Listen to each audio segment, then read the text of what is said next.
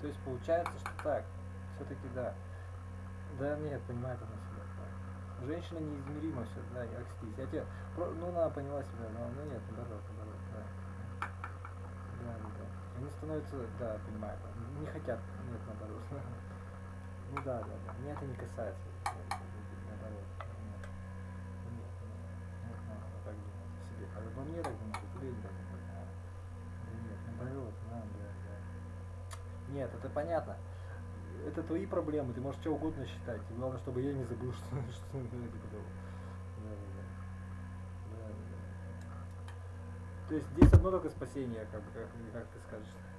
То есть один только вариант есть. Надо, да. Нарабатывать надо. Опять врет, так нет, он о себе так говорил.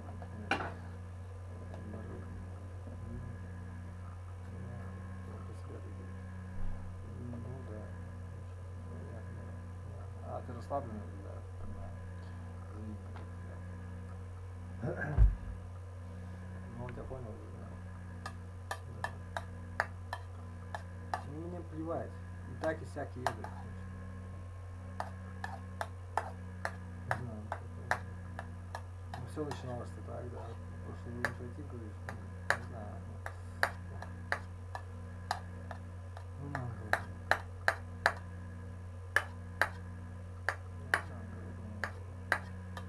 Не знаю.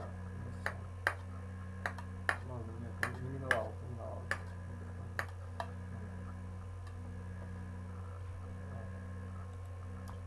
This method was developed by scientists at OpenAI and they called it GPT-2. The goal was to be able to perform this task with as little supervision as possible. This means that they unleashed this algorithm to read the internet, and the question was, what would the AI learn during this process? That is a tricky question. And to be able to answer it, have a look at this paper from 2017 where an AI was given a bunch of Amazon product reviews and the goal was to teach it to be able to generate new ones or continue a review when given one. Then something unexpected happened. The Finnish neural network used surprisingly few neurons to be able to continue these reviews. They noticed that the neural network has built up a knowledge of not only language but also built a sentiment detector as well. This means that the AI recognized that in order to be able to continue a review, it not only needs to learn English, but also needs to be able to detect whether the review seems positive or not. If we know that we have to complete a review that seems positive from a small snippet, we have a much easier time doing it well. And now, back to GPT-2. As it was asked to predict the next character in sentences of not reviews, but of any kind, we asked what this neural network would learn. Not reviews, but of any kind. Not reviews?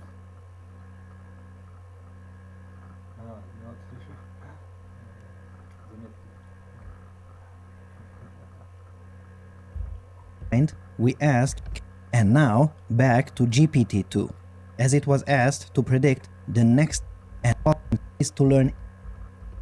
The Finnish neural network used surprisingly few neurons to be able to continue these reviews. They noticed that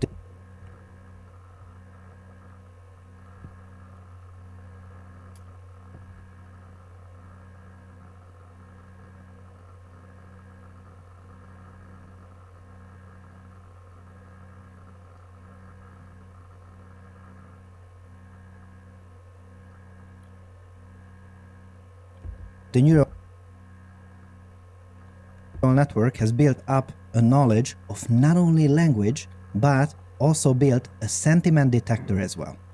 This means that the AI recognized that in order to be able to continue a review, it not only needs to learn English, but also needs to be able to detect whether the review seems positive or not. If we know that we have to complete a review that seems positive from a small snippet, we have a much easier time doing it well. And now, back to GPT-2. As it was asked to predict the next character in sentences of not reviews, but of any kind, we asked what this neural network would learn. Well, now we know that of course it learns whatever it needs to learn to perform the sentence completion properly. And to do this, it needs to learn English by itself, and that's exactly what it did. It also learned about a lot of topics to be able to discuss them well. What topics? Let's see. We gave it a try, and I was somewhat surprised when I saw that it was able to continue a 2-minute paper script even though it seems to have turned into a history lesson. What was even more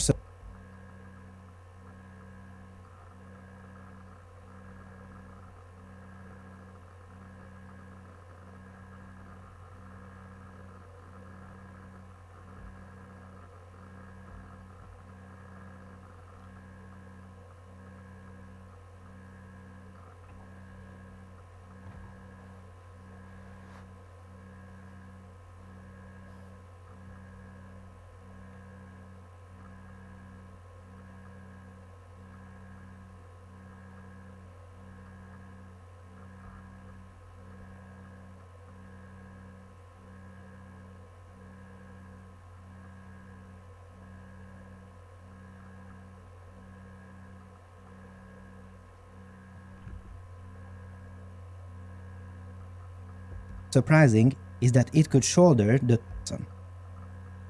What was even more surprising is that it could shoulder the 2-minute papers test, or in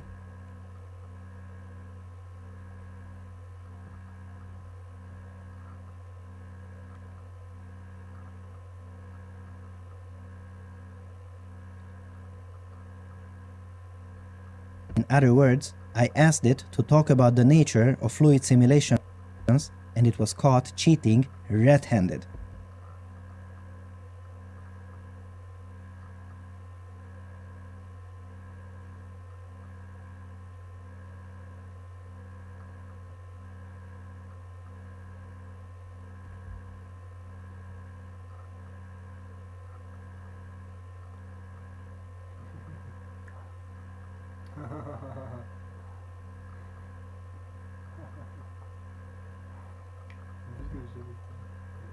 But then it continued in a way that was not only coherent, but had quite a bit of truth to it.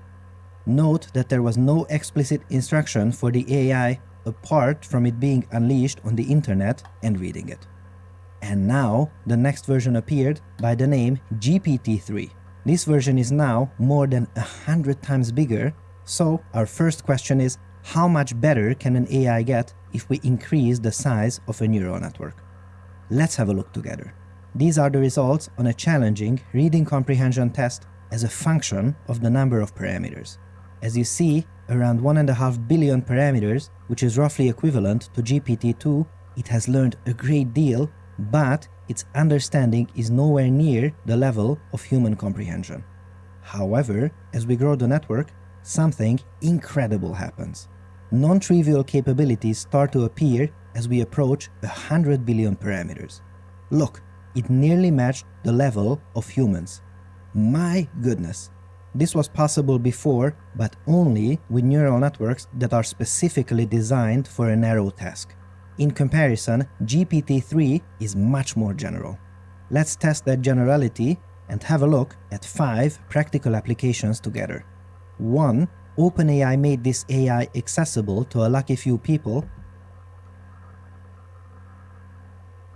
and it turns out it has read a lot of things on the internet which contains a lot of code, so it can generate website layouts from a written description. 2. It also learned how to generate properly formatted plots from a tiny prompt written in plain English. Properly formatted plots from a tiny prompt written in plain English.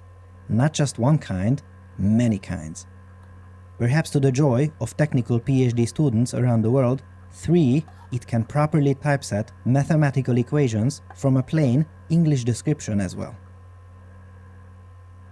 4. It understands the kind of data we have in a spreadsheet, in this case population, and fills the missing parts correctly.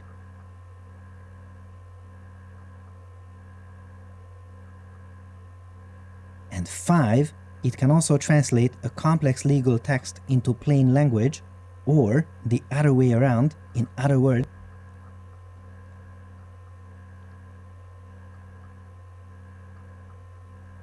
it can also generate legal text from our simple descriptions.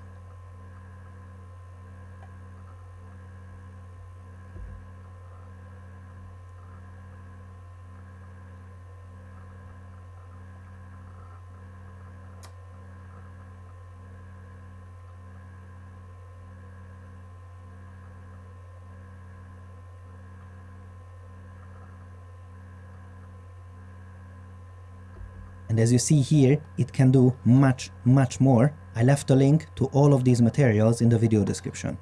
However, of course, this iteration of GPT also has its limitations. For instance, we haven't seen the extent to which these examples are cherry-picked, or in other words, for every good output that we marvel at, there might have been one or a dozen tries that did not come out well.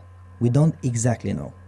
But the main point is that working with GPT-3 is a really peculiar process where we know that a vast body of knowledge lies within, but it only emerges if we can bring it out with properly written prompts. It almost feels like a new kind of programming that is open to everyone, even people without any programming or technical knowledge. If a computer is a bicycle for the mind, then GPT-3 is a fighter jet. Absolutely incredible.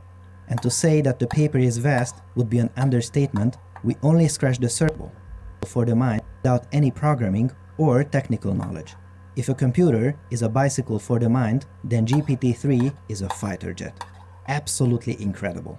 And to say that the paper is vast would be an understatement. We only scratch the surface of what it can do here, so make sure to have a look if you wish to know more about it. The link is available in the video description. I can only imagine what we will be able to do with GPT-4 and GPT-5 in the near future. What a time to be alive! What you see here is an instrumentation for a previous paper that we covered in this series, which was made by weights and biases. I think organizing these experiments really showcases the usability of their system. Weights and biases provides tools to track your experiments in your deep learning projects. Their system is designed to save you a ton of time and money, and it is actively used in projects at prestigious labs such as OpenAI, Toyota Research, GitHub, and more. And the best part is that if you have an open source, academic, or personal project, you can use their tools for free. It really is as good as it gets. Make sure to visit them through wnb.com/papers or click the link in the video description to start. Dear fellow scholars, this is too much research. In reality, it tears along the muscle fibers. If we look at the app like we can use our computers to run fluid simulations, simulate immersing a selection of objects into jelly, or tear meat in a way that, much like in reality, it tears along the muscle fibers. If we look at the abstract of this amazing new paper, we see this quoting. This allows us to trace high-speed motion of objects colliding against curved geometry to reduce the number of constraints, to increase the robustness of the simulation, and to simplify the formulation of the solver. What? This sounds impossible, but at the very least outrageously good. Let's look at 3 examples of what it can do and see for ourselves if it can live up to its promise. 1. It can simulate a steering mechanism full of joints and contact. Yup, an entire servo steering mechanism is simulated with a prescribed mass ratio. Loving it. I hereby declare that it passes inspection, and now we can take off for some off-roading. All of the movement is simulated really well, and wait a minute. Hold on to your papers. Are you seeing what I am seeing? Look, even the tire deformations are part of the simulation. Beautiful. And now let's do a stress test and race through a bunch of obstacles and see how well those tires can take it. At the end of the video, I will tell you how much time it takes to simulate all this, and note that I had to look 3 times because I could not believe my eyes. 2. Restitution. Or, in other words, we can smash an independent marble into a bunch of others and their combined velocity will be correctly computed. We know for a fact that the computations are correct because when I stop the video here, you can see that the marbles themselves are smiling. The joys of curved geometry and specular reflections. Of course, this is not true, because if we attempt to do the same with a classical earlier technique by the name position-based dynamics, this would happen. Yes, the velocities became erroneously large and the marbles jump off of the wire. And they still appear to be very happy about it. Of course, with the new technique, the simulation is much more stable and realistic. Talking about stability, is it stable only in a small-scale simulation, or can it take a huge scene with lots of interactions? Would it still work? Well, let's run a stress test and find out. Haha!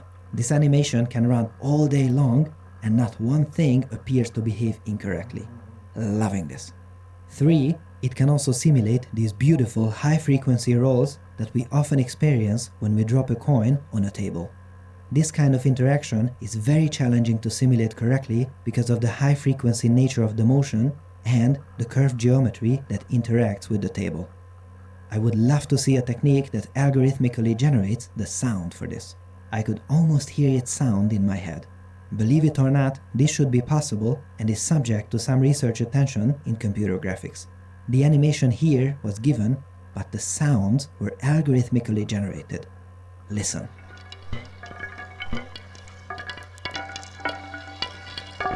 Let me know in the comments if you are one of our OG fellow scholars who were here when this episode was published hundreds of videos ago. So, how much do we have to wait to simulate all of these crazy physical interactions? We mentioned that the tires are stiff and take a great deal of computation to simulate properly. So, as always, all-nighters, right? Nope, look at that. Holy mother of papers.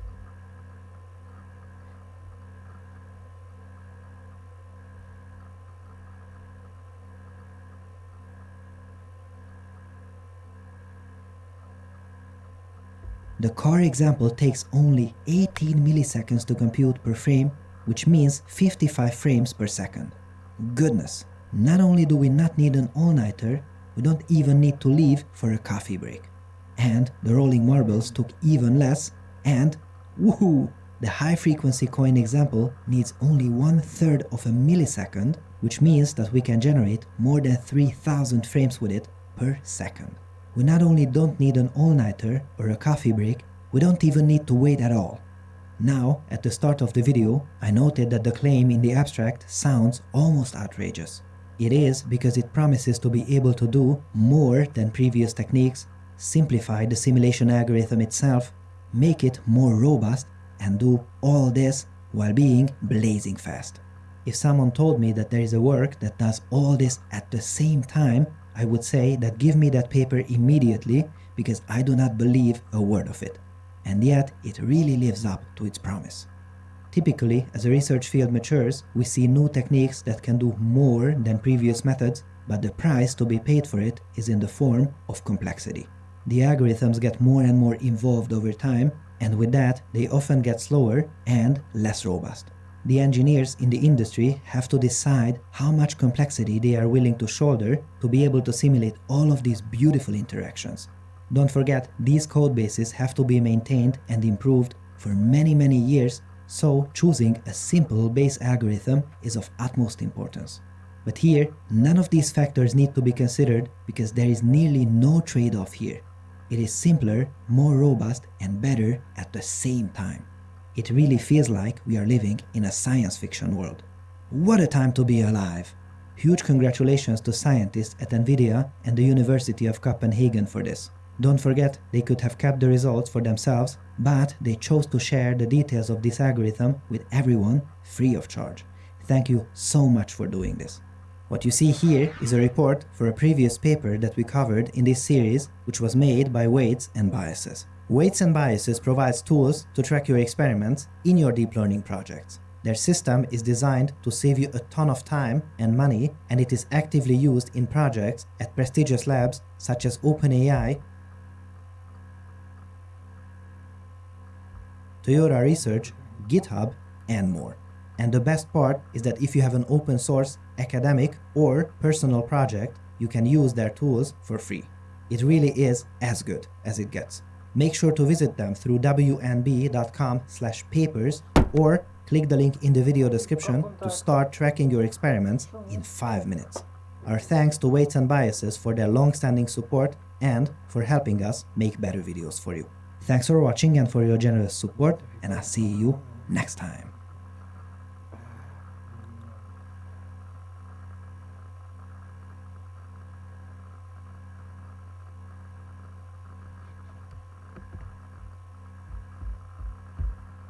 Там что-то скипел было? Что будешь? Wind, show me where to go.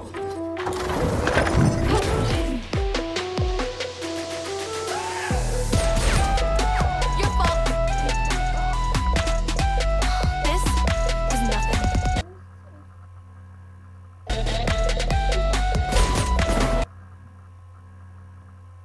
Dear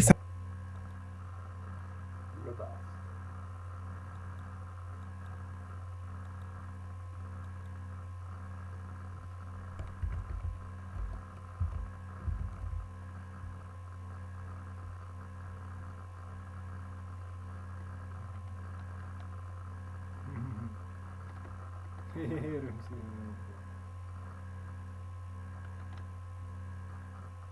Бодренький.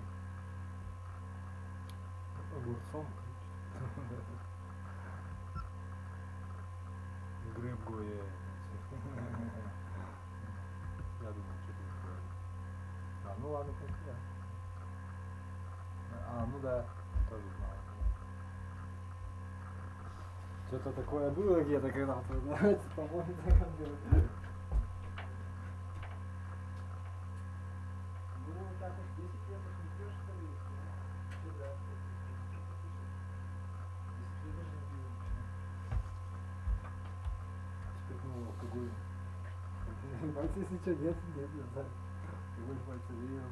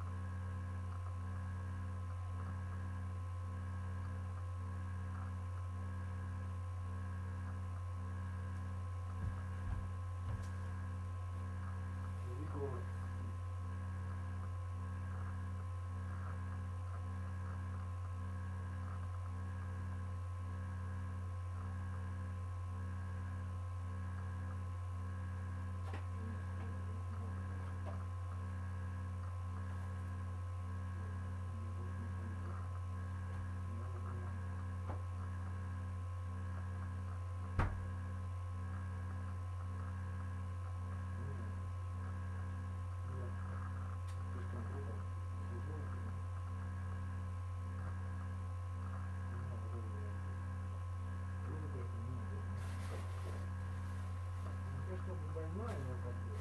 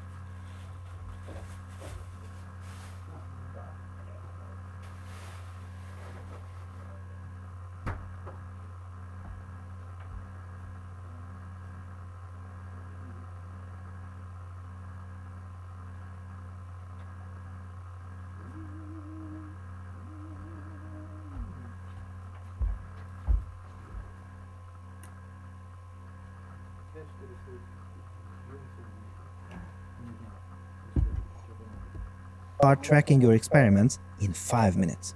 Our thanks to Weights and Biases for their long-standing support and for helping us make better videos for you. Thanks for watching and for your generous support, and I'll see you next time. Эй.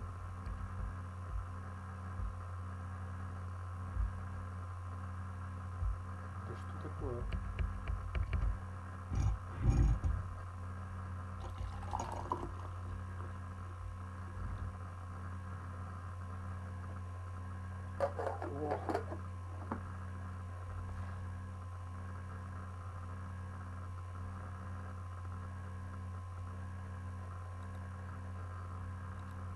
Fellow scholars, this is 2-Minute Papers with Dr. QIWI-Wallet. If you have been watching this series for a while, you know very well that I love learning algorithms and fluid simulations. But do you know what I like even better? Learning algorithms applied to fluid simulations, so I couldn't be happier with today's paper. We can create wondrous fluid simulations like the ones you see here by studying the laws of fluid motion from physics and write a computer program that contains these laws. As you see, the amount of detail we can simulate with these programs is nothing short of amazing. However, I just mentioned neural networks. If we can write a simulator that runs the laws of physics to create these programs, why would we need learning-based algorithms? The answer is in this paper that we have discussed about 300 episodes ago. The goal was to show a neural network video footage of lots and lots of fluid and smoke simulations and have it learn how the dynamics work to the point that it can continue and guess how the behavior of a smoke puff would change over time. We stop the video and it would learn how to continue it, if you will. This definitely is an interesting take, as normally we use neural networks to solve problems that are otherwise close to impossible to tackle. For instance, it is very hard, if not impossible, to create a handcrafted algorithm that detects cats reliably because we cannot really write down the mathematical description of a cat. However, these days we can easily teach a neural network to do that. But this task here is fundamentally different. Here, the neural networks are applied to solve something that we already know how to solve, especially given that if we use a neural network to perform this task, we have to train it, which is a long and arduous process.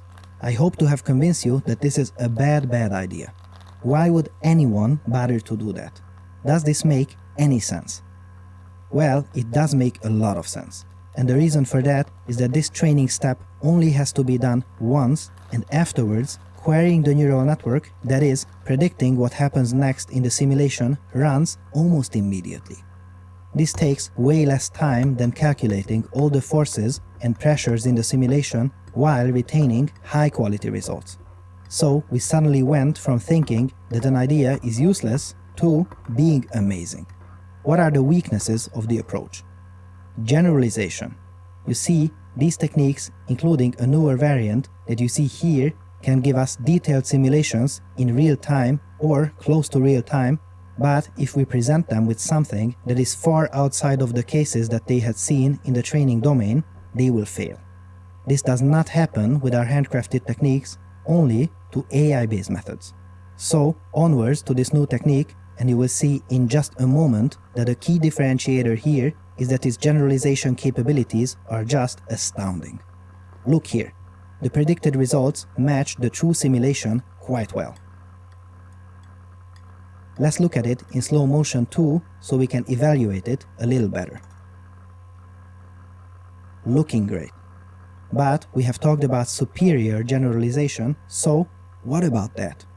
Well, it can also handle sand and goop simulations, so that's a great step beyond just water and smoke.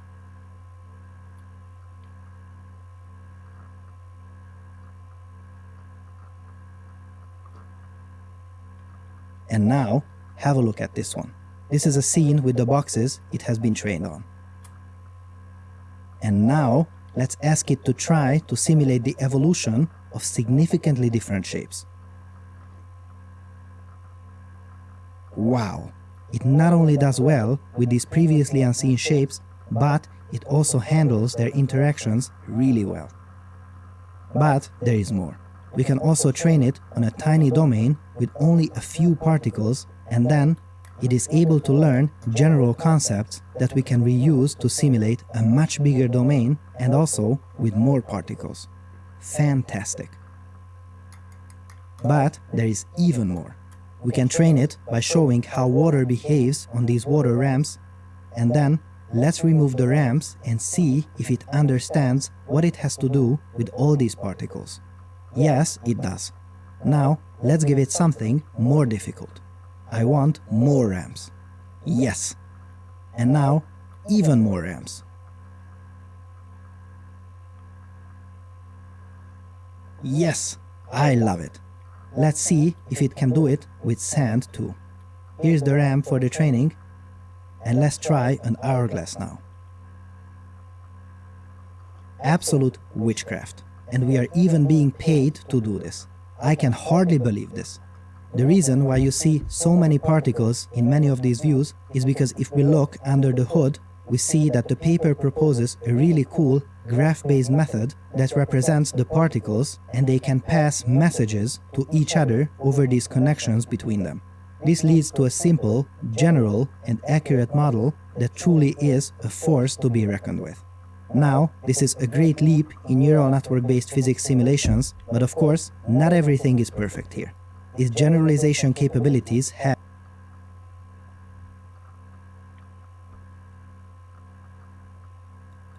their limits. For instance, over longer time frames, solids may get incorrectly deformed. However, I will quietly note that during my college years, I was also studying the beautiful Navier-Stokes equations, and even as a highly motivated student, it took several months to understand the theory and write my first fluid simulator. You can check out the thesis and the source code in the video description if you're interested. And to see that these neural networks could learn something very similar in a matter of days, every time I think about this, shivers run down my spine. Absolutely amazing. What a time to be alive. This episode has been supported by Lambda. If you're a researcher or a startup looking for cheap GPUs,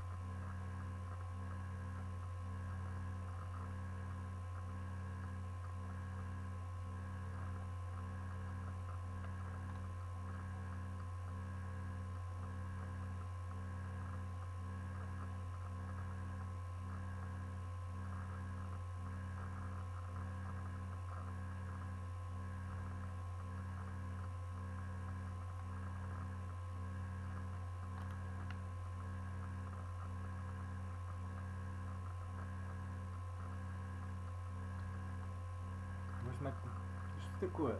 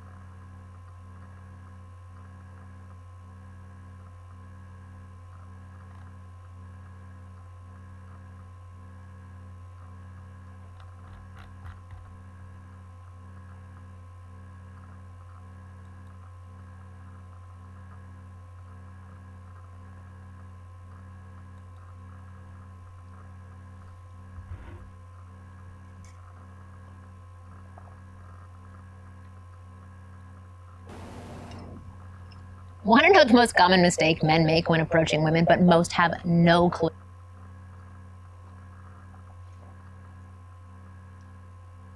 Ну нет, забудь все это, конечно. Меня не касается. Мне ноги надо ставить. Ну нет, ну да.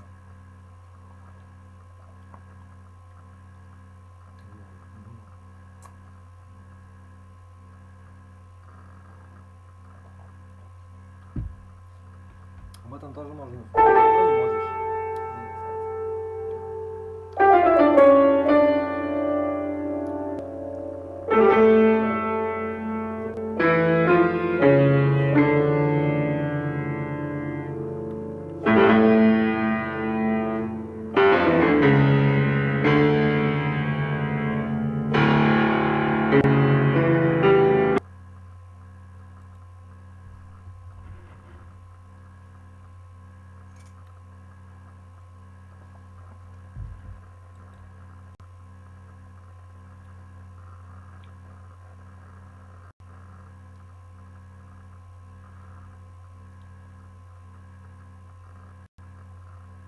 What you do in your life, God bless you. I don't want to play. Yes, I do. That's what happened. Here we go. See?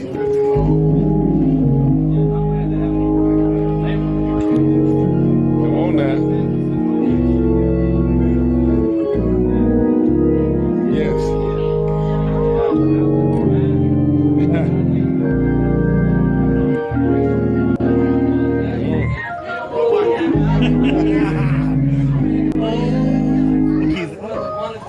Sweet one. Come on now. Come on now. Sweet wonder. Oh, Jesus. The Son of God. Oh, sweet, sweet, sweet, sweet, sweet. Sweet wonder. Come on now. Sweet wonder.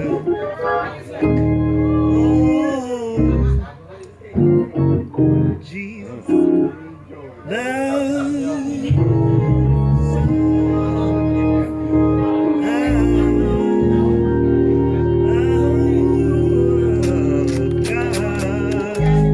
You just do it wild.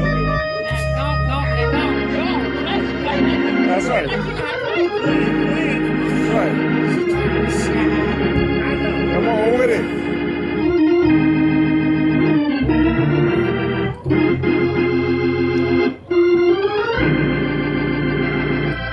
Yeah, I hear you. So, Take him to church, dude. Like, don't do that. Don't do that.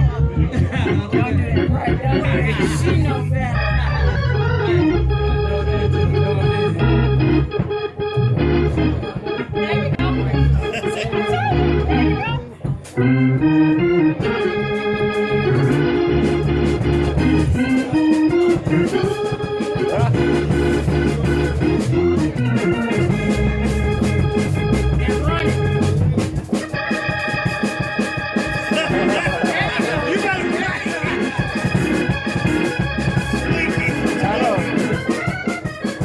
There you go.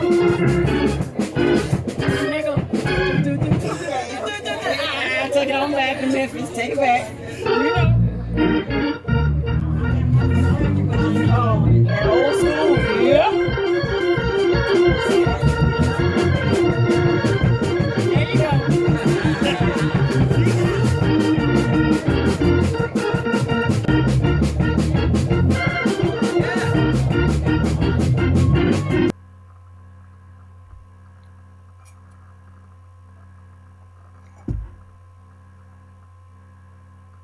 さあここまで第4試合、全4試合お付き合いいただきましたところで、続きましての本日のメインイベントを行います。ただいまより本日のメインイベント、関東ロボットヘビー級選手権試合格闘技ルール4分2ラウンドを行います。はじめに青コーナーヨゴラザ入場。やってまいりました。関西四天王。関西四天王。あの関西四天王の関西四天王。なんですって？いや、関西四天王。あの有名な。どういうことでしょう。どういうことだってばよ。いや、四天王。関西四天王なんですね。さあ、しかしこのヨゴロザ実力の方はと言いますとかなり高い。冗談じゃなく強い。かなりの実力者である関西四天王。ロープを越えてきますよ。おお。マッカーってできるのかな。レジよりすごいよ。青コーナー挑戦者関西四天王降臨。ヨゴロザ。関西四天王の頂点は俺だと言わんばかり。この気合。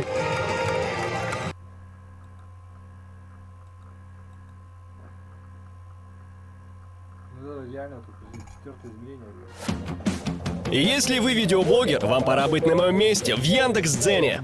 Например, вот здесь мог быть... Dear fellow scholars, this is 2-minute papers with Dr. Károly Zsolnai Fehér.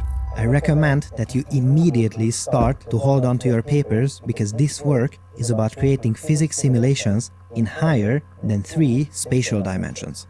The research in this paper is used to create this game that takes place in a 4D world, and it is just as beautiful as it is confusing. And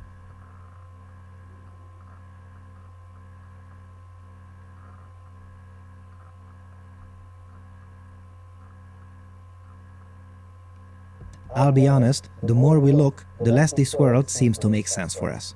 So, let's try to understand what is happening here together. You see an example of a 4-dimensional simulation here. The footage seems very cool, but I can't help but notice that sometimes things just seem to disappear into the ether. In other cases, they suddenly appear from nowhere. How can that happen? Let's decrease the dimensionality of the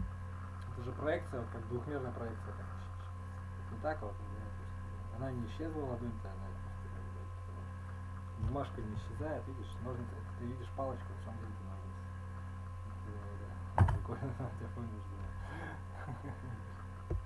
The problem, and suddenly we will easily understand how this is possible. Here we take a 2D slice of our 3D world, start the simulation, and imagine that we only see what happens on this slice. We see nothing else, just the slice. That sounds fine, things move around freely, nothing crazy going on, and suddenly, hey, things slowly disappear. The key in this example is that luckily we can also look at the corresponding 3D simulation on your display. We can see not only the 2D slice, but everything around it. So the playbook is as follows. If something disappears, it means that it went back or forward in the 3rd dimension. So what we see on the slice is not the object itself, but its intersection with the 3D object. The smaller the intersection, the more we see the side of the sphere, and the object appears to be smaller, or, even better, look, the ball is even floating in the air. When we look at the 3D world, we see that this only appears like that, but in reality what happens is that we see the side of the sphere. Really cool. We now understand that colliding can create a mirage that seems as if objects were suddenly receding, disappearing, and even floating. Just imagine how confusing this would be if we were this 2D character. Actually, you don't even need to imagine that, because this piece of research work was made to be able to create computer games where we are a 3D character in a 4D world, so we can experience all of these confusing phenomena. However, we get some help in decoding this situation, because even though this example runs in 3D, when something disappears into the ether, we can move along the 4th dimension and find it. So good. Floaty behavior can also happen, and now we know exactly why. But wait, in this 3D domain, even more confusing, new things happen. As you see here, in 3D, cubes seem to be changing shape, and the reason for this is the same. We just see a higher dimensional object's intersection with our lower dimensional space. But the paper does not only extend 3D rigid body dynamic simulations to not only 2D, but to any higher dimension. You see, this kind of footage can only be simulated because it also proposes a way to compute collisions, static and kinetic friction, and similar physical forces in arbitrary dimensions. And now, hold on to your papers because this framework can also be used to make amazing, mind-bending game puzzles where we can miraculously unbind seemingly impossible configurations by reaching into the fourth dimension. This is one of those crazy research works that truly cannot be bothered by recent trends and hot topics. And I mean it in the best possible way. It creates its own little world and invites us to experience it, and it truly is a sight to behold. I can only imagine how one of these soft body or fluid simulations would look in higher dimensions, and boy, would I love to see some follow-up papers perform something like this. If you wish to see more, make sure to have a look at the paper in the video description, and I also put a link to one 4D game that is under development and one that you can buy and play today. Huge congratulations to Mark ten Bosch, who got this single-author paper accepted to SIGGRAPH, perhaps the most prestigious computer graphics conference. Not only that, but I am pretty sure that I have never seen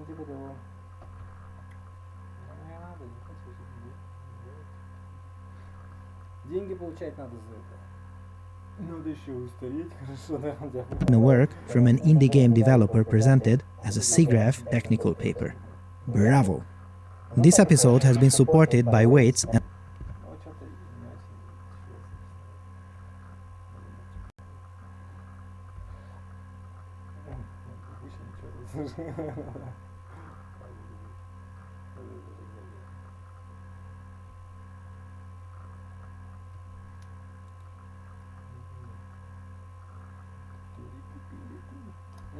Я не хочу этим заниматься сейчас.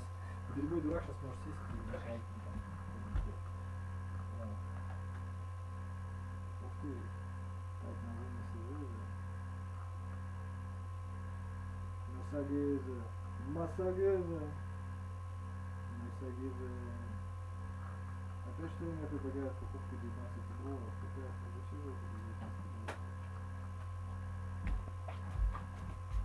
Давай $19 сюда. Нафиг это. $19. За ним хватает. Ну нет, это для этой самой штучки. Правильно, правильно. Бонус.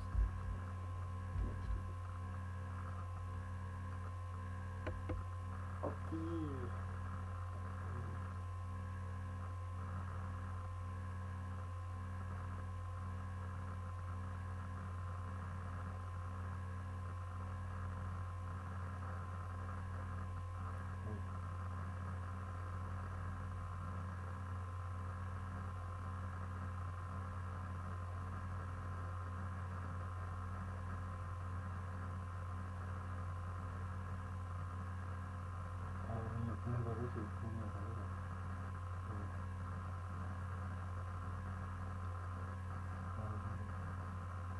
Что, завтра пятница?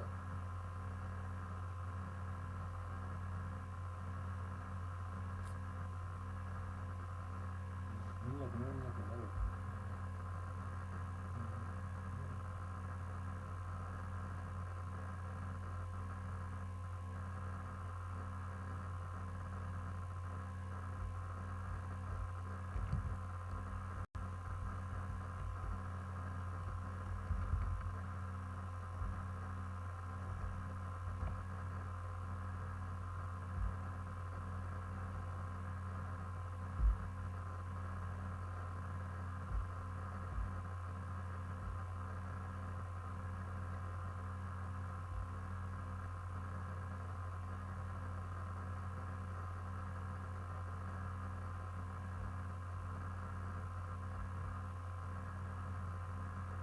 Ну это что такое? Что за вообще просто?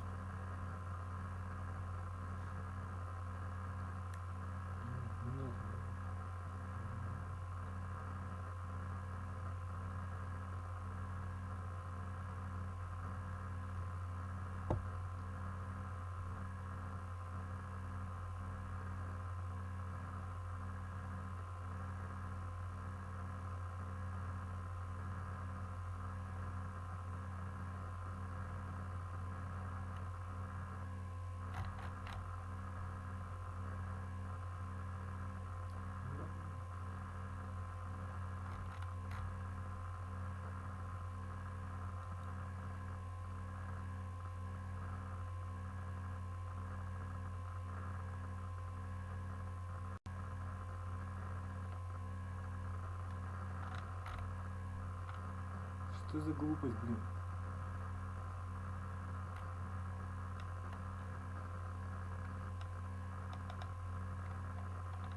Как запретить эту подписку?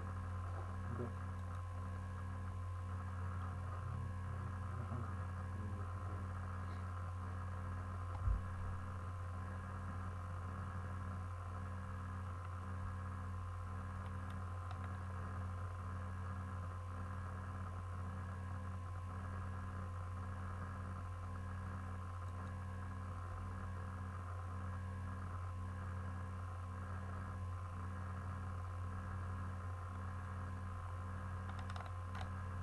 Он даже не интересуется, на ком я там. Ну, что такое?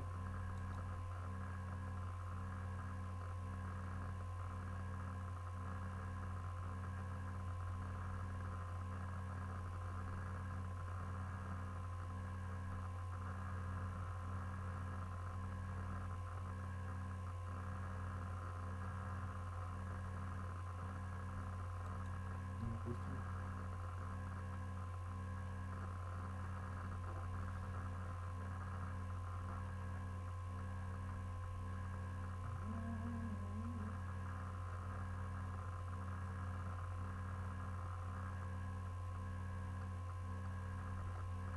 Что мне надо отмечать, что ли, это всё, что ли?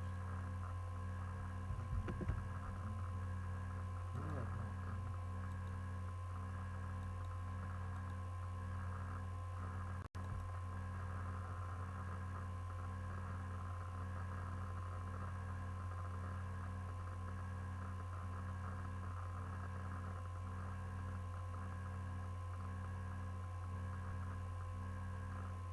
Не буду ничего подключать.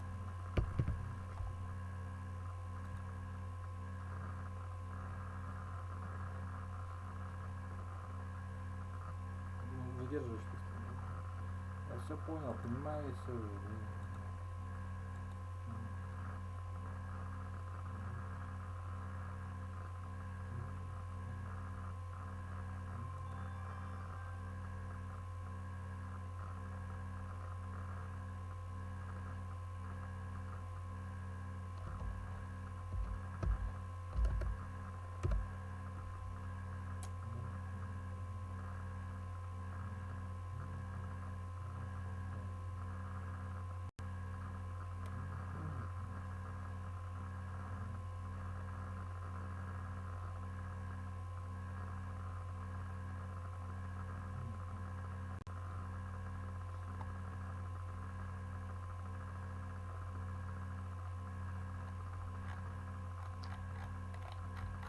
Нет, это ж такое протяжение.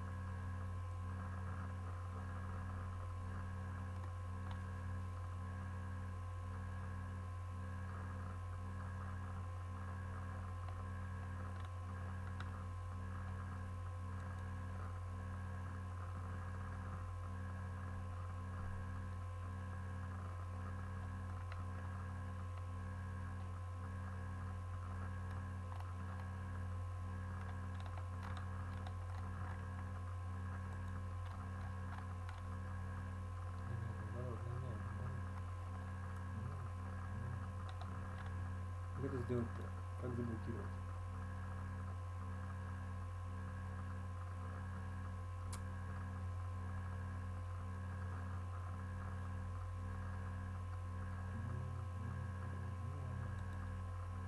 Ну нет, не знаю, не знаю.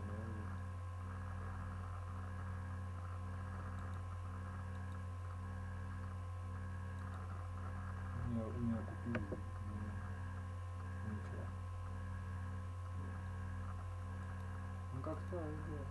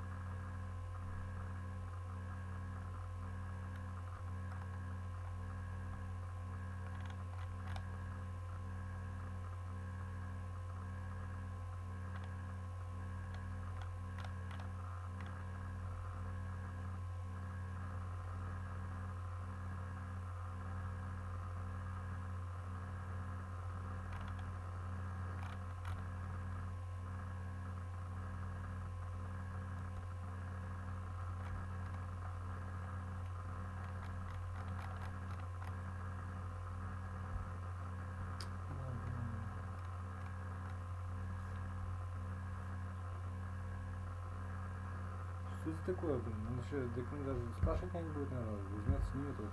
Деньги туда положишь, да, ну нет, народ, нет. Ну нет, нет. Ну, будет, ну нет, это вообще другое.